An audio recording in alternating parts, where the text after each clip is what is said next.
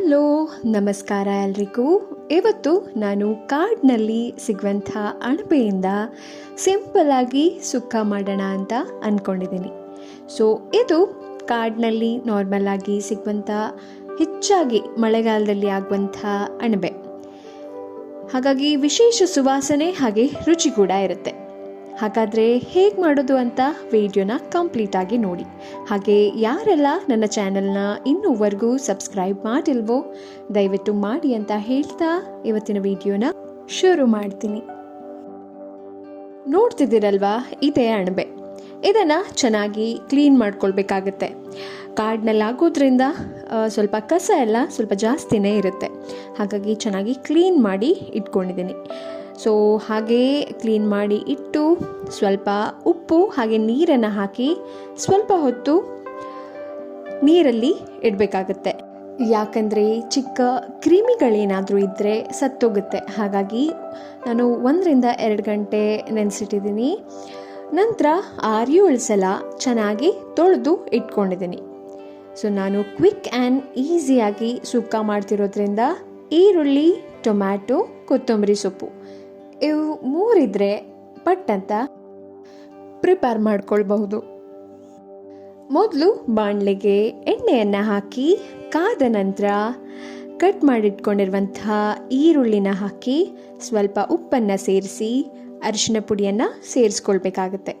ಚೆನ್ನಾಗಿ ಫ್ರೈ ಆದ ಮೇಲೆ ನಂತರ ಕಟ್ ಮಾಡಿಟ್ಕೊಂಡಂಥ ಟೊಮ್ಯಾಟೊನ ಹಾಕಿ ಬೆಂದ ಮೇಲೆ ಖಾರದ ಪುಡಿ, ಮಸಾಲ ಪುಡಿ, ಸ್ವಲ್ಪ ಚಿಕನ್ ಮಸಾಲ ಪುಡಿಯನ್ನು ಹಾಕಿ ಮಿಕ್ಸ್ ಮಾಡಬೇಕಾಗತ್ತೆ.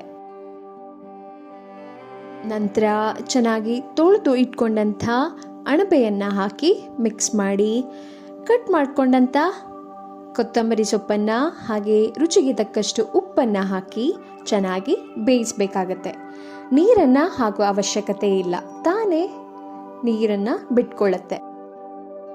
ನಾನು ಚಿಕ್ಕ ಅಣಬೆಯ ಸುಕ್ಕ ಮಾಡ್ತಿರೋದ್ರಿಂದ ಇಷ್ಟೇ ಪದಾರ್ಥಗಳನ್ನು ಹಾಕಿದ್ರೆ ಸಾಕಾಗತ್ತೆ. ನೀವು ಬೇಕಿದ್ರೆ ಶುಂಠಿ ಬೆಳ್ಳುಳ್ಳಿ ಪೇಸ್ಟನ್ನು ಈರುಳ್ಳಿ ಜೊತೆಗೆ ಹಾಕಿ ಫ್ರೈ ಮಾಡ್ಬೋದು. ಬಟ್ ಈ ರೀತಿ ಮಾಡಿದರೆ ಪರ್ಫೆಕ್ಟ್ ರುಚಿ ಬರುತ್ತೆ. ಒಂದ್ಸಲ ಟ್ರೈ ಮಾಡಿ ನೋಡಿ. ಹಾಗೆ ನೀರನ್ನು ಸೇರ್ಸೋಕೆ ಹೋಗಬೇಡಿ, ಅಣಬೆ ತಾನಾಗಿ ನೀರು ಬಿಟ್ಕೊಳ್ಳುತ್ತೆ. ಸೊ ನೀರನ್ನು ಹಾಕೊಳ್ದೇ ಪ್ರಿಪೇರ್ ಮಾಡ್ಕೊಳ್ಬೇಕಾಗತ್ತೆ. ಹಳ್ಳಿಗಳಲ್ಲಿ ಮಳೆಗಾಲದಲ್ಲಿ ಈ ರೀತಿಯ ಅಣಬೆ ಹೆಚ್ಚಾಗಿ ಸಿಗುತ್ತೆ. ಇದರಲ್ಲಿ ಸಾಕಷ್ಟು ಪೌಷ್ಟಿಕಾಂಶಗಳಿದೆ. ಹಾಗಾಗಿ ಇದೊಂದು ಒಳ್ಳೆ ಆಹಾರ ಅಂತಲೇ ಹೇಳ್ಬೋದು.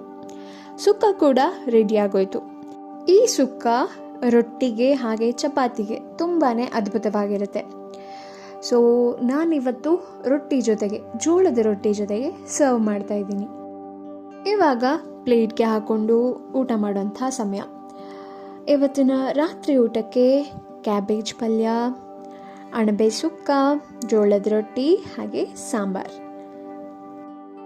ನಿಮಗೇನಾದರೂ ಈ ರೀತಿಯ ಅಣಬೆ ಸಿಕ್ಕಿದ್ರೆ ಈ ಥರ ಒಮ್ಮೆ ಟ್ರೈ ಮಾಡಿ ನೋಡಿ. ಹಾಗೆ ಹೇಗಿತ್ತು ಅನ್ನೋದನ್ನು ಕಾಮೆಂಟ್ನಲ್ಲಿ ತಿಳಿಸಿ.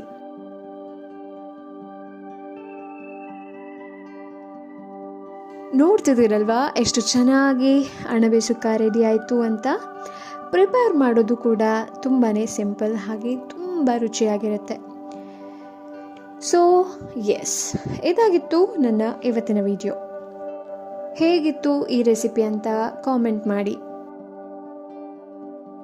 ನಿಮಗೆ ಈ ವಿಡಿಯೋ ಇಷ್ಟ ಆಗಿದ್ದರೆ ದಯವಿಟ್ಟು ಒಂದು ಲೈಕ್ ಮಾಡಿ, ನಿಮ್ಮ ಫ್ರೆಂಡ್ಸ್ಗೆ ಹಾಗೆ ಫ್ಯಾಮಿಲಿ ಮೆಂಬರ್ಸ್ಗೆ ಶೇರ್ ಮಾಡಿ ಅಂತ ಹೇಳ್ತಾ ಇನ್ನು ಮುಂದಿನ ವಿಡಿಯೋದಲ್ಲಿ ಸಿಗ್ತೀನಿ. Till then, take care.